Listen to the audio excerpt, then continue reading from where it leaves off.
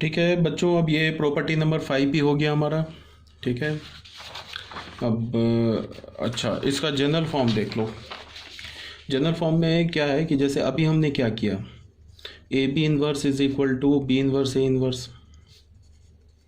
अगर मैं बोलूँ ए बी सी इनवर्स, ये क्या हो जाएगा, C inverse B inverse A inverse. ठीक है, अब अगर मैं बोलूँ A one into A two dot dot A N minus one into A N, इसका इन्वर्स बोलूँ तो फिर इसमें रिवर्सल लॉ लग जाएगा। रिवर्सल लॉ क्या है, A N inverse into A N minus one inverse A three inverse into A two inverse into A one inverse.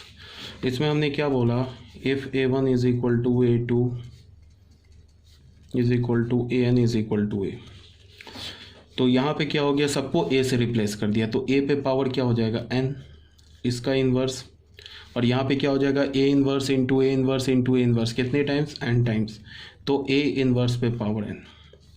ये भी एक इम्पॉर्टेंट प्रॉपर्टी आ गया। ये प्रॉपर्टी क्या बोल रहा है कि किसी भी मैट्रिक्स का के एन टाइम्स, किसी भी मैट्रिक्स को पहले तुम एन टाइम्स मल्टीप्लाई करो, उसके बाद उसका इन्वर्स लो, या इन्वर्स लेकर एन टाइम्स मल्टीप्लाई करो, रिजल्ट सेम होगा। क्या मतलब हो रहा है, जैसे कि मैंने बोला ए क्यूब का इन्वर्स निकालो या ए इन्वर्स का क्यूब निकालो, ये सेम है।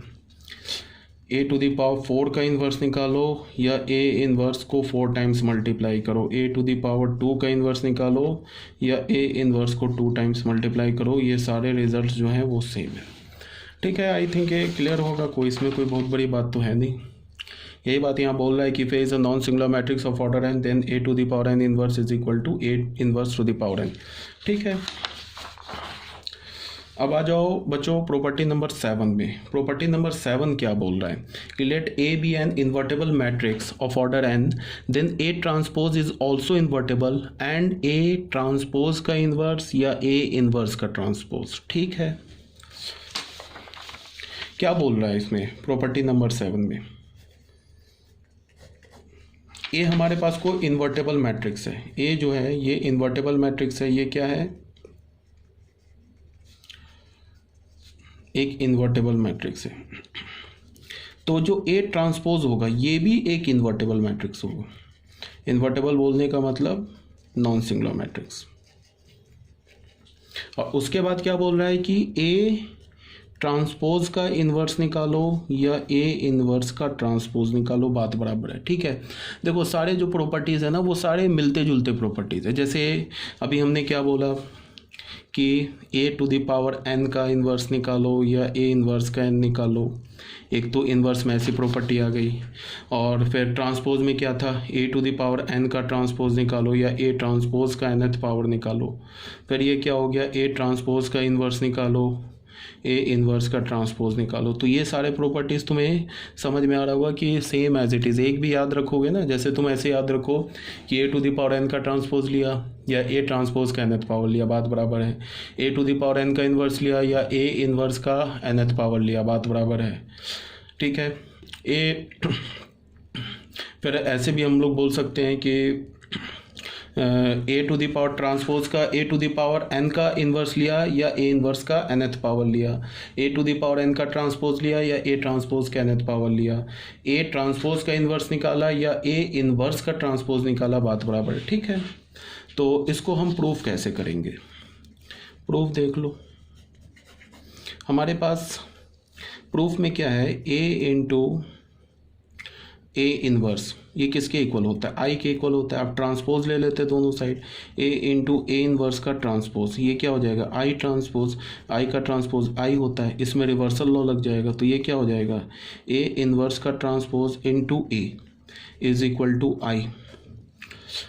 ठीक है, तो इसको तुम ऐसे भी देख लो, ए इन्वर्स इंटू ए, ये क्या हो गया, आई के इक्वल होता है। फिर ट्रांसपोज ले लो, ए इन्वर्स इंटू ए इसका ट्रांसपोज, ये आई ट्रांसपोज आई हो जाएगा, ये क्या हो जाएगा, A transpose into A inverse का ट्रांसपोज, ये क्या हो जाएगा, आई। तो फ्रॉम 1 and 2 यहाँ पे लिख लेता हूँ, ए इन्वर्स का transpose into A is equal to A into, यहाँ पे क्या है, सॉरी, अच्छा यहाँ पे गलती कर दी, यहाँ ट्रांसपोज होगा ना, यहाँ ट्रांसपोज होगा, ठीक है, इंटू ए ट्रांसपोज। ये क्या होगा, A transpose into A inverse का ट्रांसपोज इज इक्वल टू आई।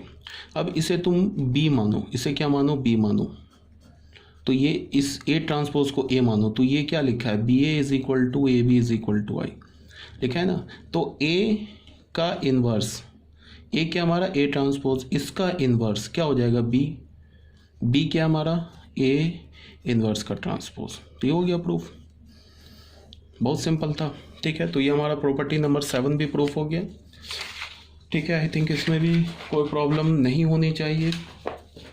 अब आ जाओ प्रॉपर्टी नंबर, ये था हमारा प्रॉपर्टी नंबर 7, ठीक है। प्रॉपर्टी नंबर 7 के बाद अब आ जाओ प्रॉपर्टी नंबर 8। प्रॉपर्टी नंबर 8 क्या बोल रहा है कि ए हमारे पास एक इन्वर्टेबल मैट्रिक्स है, ए हमारे पास एक इन्वर्टेबल मैट्रिक्स है, ठीक है। तो ये क्या बोल रहा है, किसी मैट्रिक्स का डबल इन्वर्स लोगे तो ये मैट्रिक्स आ जाएगा। ऐसा हमने बताया था ना, ए ट्रांसपोज का ट्रांसपोज ए, उसी टाइप का मिलता जुलता प्रॉपर्टी है, ठीक है। ये कैसे प्रूफ होगा वो ये देख लो, A into A inverse is equal to A inverse into A is equal to I होता है। इसे तुम ए मानो, ये तो ए है ही, इसे बी मानो, ए इन्वर्स को बी मानो, तो ये क्या लिखा, A B is equal to B A B is equal to B A is equal to I. तो यहाँ क्या हो जाएगा, ए का इन्वर्स क्या हो जाएगा, बी हो जाएगा। या फिर तुम इसको एक काम करो, इसको ए मान लो, इसको बी मान लो, ये इसे ए मान लो, इसे बी मान लो। तो यहाँ से क्या हो जाएगा, A inverse is equal to B. A किसके इक्वल है, ए इन्वर्स के इक्वल है, इसका इन्वर्स ये बी आ जाएगा। बी किसके इक्वल है, ए, बी किसके इक्वल है, ए के इक्वल है। तो ये प्रूफ हो गया, ठीक है ना। तो प्रॉपर्टी नंबर 8 भी क्लियर हो गया हमारे पास। अब ये क्या है कि inverse of a non singular diagonal matrix is a diagonal matrix, ठीक है। अगर हमारे पास कोई एक डायगोनल मैट्रिक्स है और वो नॉन सिंगुलर है तो उसका जो इन्वर्स होगा वो भी एक डायगोनल मैट्रिक्स होगा। और इन्वर्स कैसे निकालते वो बताओगे, डायगोनल मैट्रिक्स का इन्वर्स कैसे निकालते हैं।